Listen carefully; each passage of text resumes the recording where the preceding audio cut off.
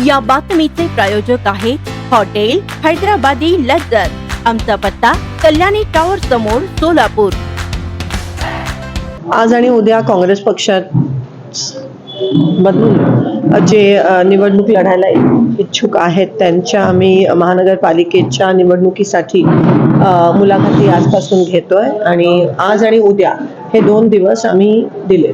काही दिवसामध्ये काँग्रेसचे 2 विद्यमान नगरसेवक गेले, त्यानंतर ही काय पहिली वेळ नाहीये की लोक पक्ष सोडून गेलेत। म्हणजे 2000 जेव्हापासून बीजेपी सत्तेत आलंय तेव्हापासून वोट चोरी नाही, लोक चोरी त्यांची चालूच आहे। आणि मला या गोष्टीचं आश्चर्य वाटतोय की केंद्रात आणि राज्यात त्यांची सत्ता असूनही, अमाप पैसे असूनही, साम दाम दंड सगळे असूनही त्यांना नगरसेवक साठी उमेदवार मिळत नाहीत, ही आश्चर्याची बाब आहे। आणि त्यांना काँग्रेसचे उमेदवार पळून घेऊन जावे लागतात, ही मला कीव येते आणि आश्चर्यचकित मी त्यावर येते की त्यांना आमचे उमेदवार लागतात। सत्तेत असताना सुद्धा त्यांच्याकडे उमेदवार नाही आहेत, ही अतिशय लाजिरवाणी बाब आहे त्यांच्यासाठी।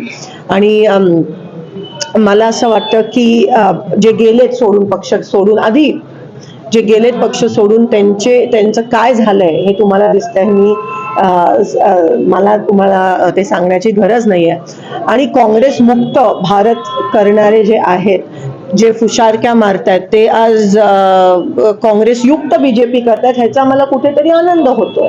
भाजपा नेत्यांचं असं म्हणणं होतं की काँग्रेसला उमेदवार सुद्धा मिळणार नाही, पण ऐकतो बघतोय आणि मोठा रिस्पॉन्स मिळतोय, काय सांगाल की? आणि आमचे उमेदवार ते घेऊन चाललेत, म्हणजे हे स्पष्ट आहे की कोणाला मिळत नाहीये, हे स्पष्ट आहे। सत्ता संपत्ती आणि सगळ्या यंत्रणेचा नगरपालिकेमध्ये घवघवीत असं यश मिळालं नाही, हे तुम्ही बघता की काल जे सोलापूर जिल्ह्यात घडलं की धाडकन तोंडावर पडले भाजपच्या विरोधात जेवढे पक्ष एकत्र झालेले, मग ते आघाड्या असतील, तीर्थक्षेत्र विकास आघाडी असेल किंवा त्यांच्या 2 कुबड्या असलेले पक्ष आहेत, त्यांनी ते सत्तेत आलेत, पण भाजप ही तोंडावर पडले। एक अहंकार जो आहे तो लोकांना बरोबर कळत असतो। जसं मी म्हणाली, जे पक्ष सोडून जातात त्यांची काय परिस्थिती दुसऱ्या पक्षात झाली आहे, सोलापूरच घ्या तुम्ही, मला कोणाची नावं घ्यायची नाहीत, पण तुम्हाला दिसतं आणि जनतेला बरोबर कळत असतं। आज कोणतं आमिष दाखवून भाजप, किती पैशांचा आमिष दाखवून, सगळा काही आपल्या देशात पैशांचा खेळ नसतो आणि हे लोक बरोबर त्यांची जागा यशस्वी झाले, पण कार्यकर्त्यांचं मत मिळवण्यात ते अपयशी ठरले असं म्हणायचं। 100% तुम्ही लोकसभा पण बघा, 1 साइड झालेलं महाविकास आघाडीला, त्याच्यानंतर मशिनरी आणि मनी, ह्या सगळ्या गोष्टीचा वापर करून ते सत्तेत आले। ती काय विधानसभा निवडणूक भाजप सत्तेत आली नाही, ते वोट चोरी, लोक चोरीच्या माध्यमातून हे सगळे फेक निवडून आलेले खरं तर आमदार आहेत। आणि त्याच्यानंतर तुम्ही बिहार बघा, बिहारचं उदाहरण घ्या, सगळीकडे आपल्याला हे दिसून येतं। कालच्या निवडणुकीत पण काही ठिकाणी जिथे आमचे उमेदवार जास्त होते तिथे त्यांनी परत वोटिंग घेतलं आणि जेव्हा आमचे उमेदवार घरी गेले आणि तेव्हा त्यांनी ते मॅनिप्युलेट केलं रिकाउंटिंग मध्ये।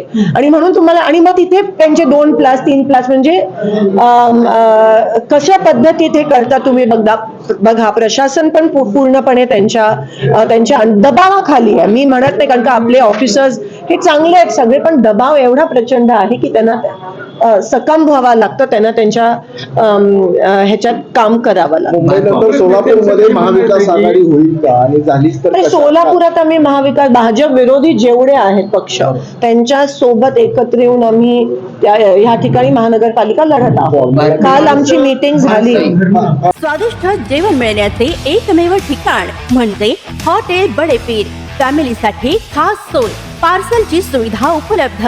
आमचा पत्ता लक्ष्मी मार्केट, विजापूर वेस्ट, दुसरी शाखा मुस्लिम पाशापेठ, जिंदाशहा मदार चौक, सोलापूर। ताज्या घडामोडीसाठी पाहत रहा लोकराज्य न्यूज मराठी।